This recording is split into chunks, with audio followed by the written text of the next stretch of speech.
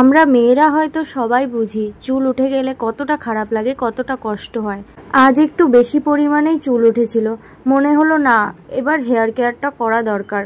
অনেক রকম product use করার পরেও কোনোতেই কিছু হচ্ছে না, তাই ভাবলাম না এবার নিজে হাতে সবটা ন্যাচারাল জিনিস দিয়েই বানাবো। তো প্রথমেই রয়েছে নিম পাতা। নিম পাতা কিন্তু ব্যাকটেরিয়া বিরোধী, তাই চুলে যে কোনো রকম প্রবলেমে নিম পাতা মাখাই যায়। এরপরেই রয়েছে মেথি। মেথিতে কিন্তু প্রচুর পরিমাণে ভিটামিন বি আছে, যা আমাদের চুল পড়া রোধ করে এবং চুলের আগাফাটা দূর করে। আমি মেথিটা ভিজিয়ে রেখে ভুল করেছিলাম, পরে তাই ছড়িয়ে দিলাম, যদি গাছ হয় তো ভালোই হবে। তারপর অ্যালোভেরা। অ্যালোভেরায় আছে প্রচুর পরিমাণে ময়েশ্চার, যা আমাদের চুলকে সিল্কি করে তোলে, পাশাপাশি ক্ষতিকারক ইউভি রশ্মি থেকেও চুলকে সুরক্ষিত রাখে। সপ্তাহে 2 দিন শুধু অ্যালোভেরা মাখলেই কন্ডিশনারের কোনো প্রয়োজনই হয় না। দেন নিয়ে নেব জবা পাতা, যা আমাদের চুলকে কালো ও মজবুত করে। তারপরে আছে জবা ফুল, যে জবা ফুলের মধ্যে আছে প্রচুর পরিমাণে অ্যান্টিঅক্সিডেন্ট এবং অ্যামিনো অ্যাসিড, যা আমাদের চুলের গোড়া মজবুত করে ও চুল সিল্কি করে তোলে।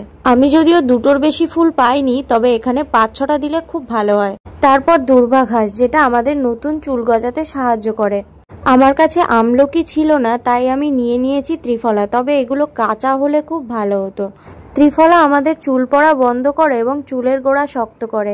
আছে ভৃঙ্গরাজ, যার মধ্যে আছে প্রচুর পরিমাণে অ্যান্টিব্যাকটেরিয়াল এবং অ্যান্টিফাঙ্গাল, যা আমাদের চুল থেকে খুশকি দূর করতে সাহায্য করে।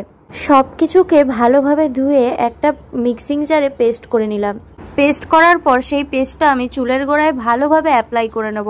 বেশ 30 মিনিট ধরে মাসাজ করলে খুব ভালো হয়। পুরো মাথার স্কাল্পগুলিতে ভালোভাবে মাসাজ করার পরে পেস্টটা আমি পুরো চুলে মেখে নিয়েছি। রেখে দেবো 1 ঘন্টা।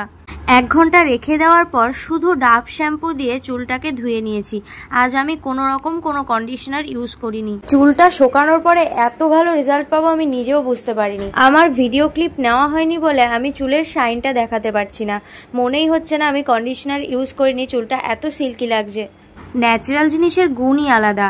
আমি তো এটা প্রতি উইকে ইউজ করব। আর আরো অনেক রকম উপাদান অ্যাড করে আমি খুব শীঘ্রই একটা তেলও বানাবো।